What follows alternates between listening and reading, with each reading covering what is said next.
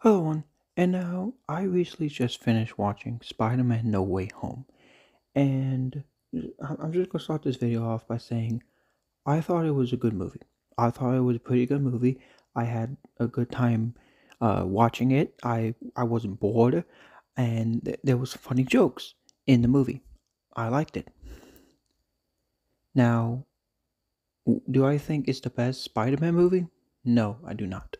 Do I think it's even the best MCU Spider-Man movie? I do not.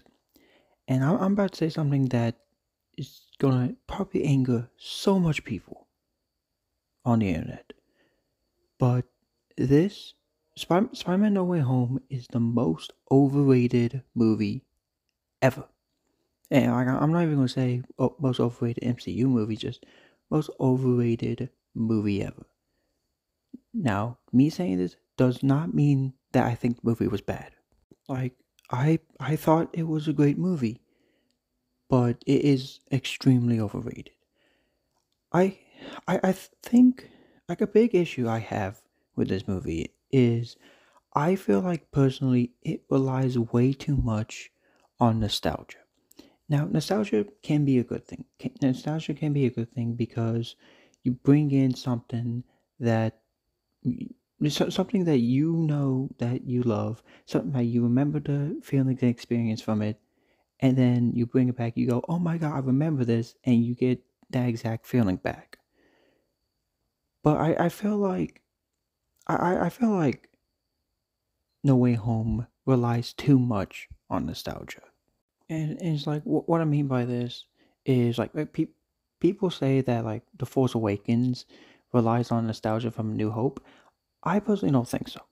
It has nostalgia from New Hope, but I don't think it relies on the New Hope in the nostalgia from that movie in order to be good. I think The Force Awakens is a just fantastic movie on its own.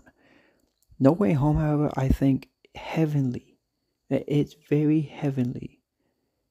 It like very strongly. It relies on nostalgia, and like I think it's clear just how quickly the movie feels very rushed. It goes by so quickly.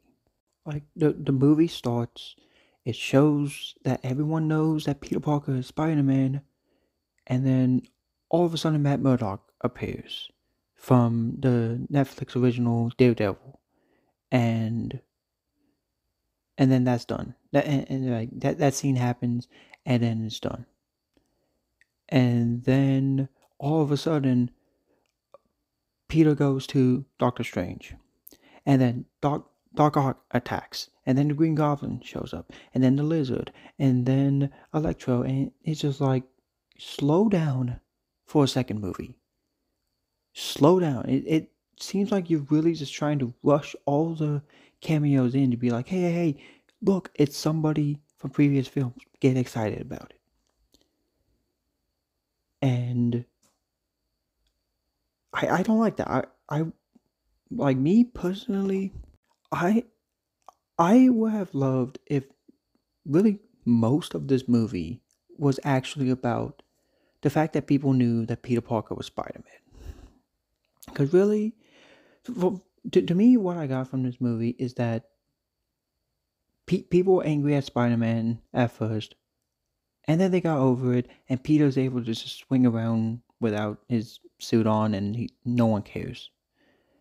I actually really wanted to see the impact of some of people knowing who Peter Parker is, knowing that Peter Parker is Spider-Man. That the thing is, the reason for secret identities is because well, if everybody knew who they were, then danger can like then the people who are closest to that person can fall in danger. The reason Peter hides himself and wears a suit when he's Spider-Man is so Aunt May isn't attacked and put in danger. Mary Jane is put in danger. His best friends aren't hurt or put in danger. And you could say, well, No Way Home does that, but in my opinion, it doesn't do it enough.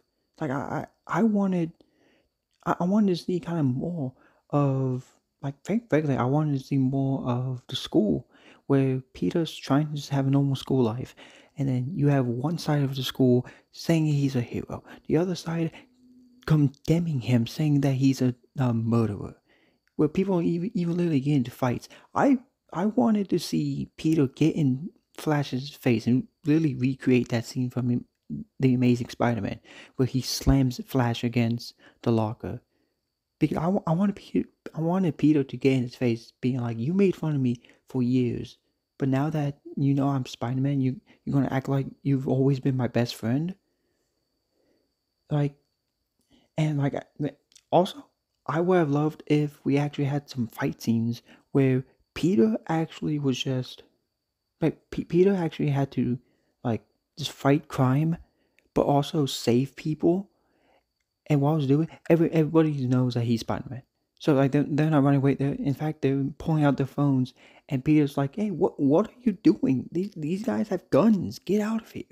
You have people attack the schools, and while he's in the middle of class, he literally has to defend his classmates from criminals because they know he's Spider-Man." But like I I don't know. I feel like this movie just rushed too much with the cameos. And now I will say, having Doc Ock back from Spider-Man 2 is awesome.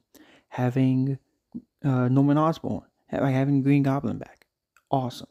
Having the Lizard, Electro, Sandman, is amazing. And having Tobey Maguire and Andrew Garfield back playing Spider-Man is the best thing ever. They are easily the best things about this movie.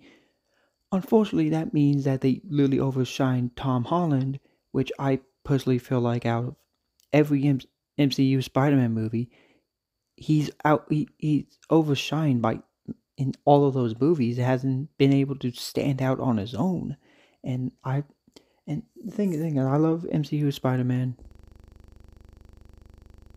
Like I don't hate him like everyone else, but he is like he always seems like it always seems like he's never the center stage in the movies. Homecoming, Iron Man basically outshined him. Far From Home, I would honestly say Nick Fury and Mysterio outshined him. And then No Way Home, we have literally two other Spider-Men and basically all the villains in this movie outshining him. And it's just like, you want me to care about this version of Peter and Spider-Man, but you're acting like he's a secondary character, Marvel. Like, come on.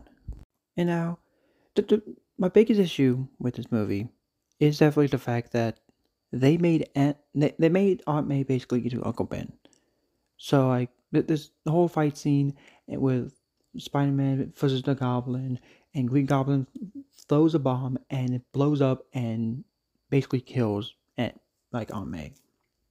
But then right before she dies, like literally right before she dies, she goes to Peter and she's like, "You have a gift. With great power comes great responsibility." Peter should already know this. Peter should already know with great power comes great responsibility. The MCU has made it very clear on multiple occasions that Uncle Ben dying happened. That Uncle Ben, that event already happened.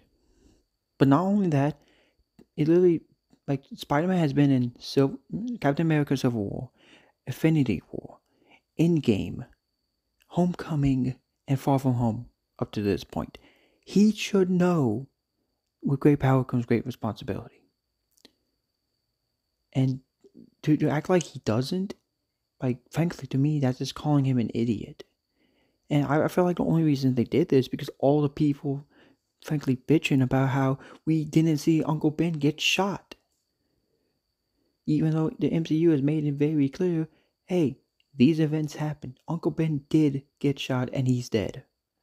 Man, that line annoyed me. But overall, I enjoyed this movie.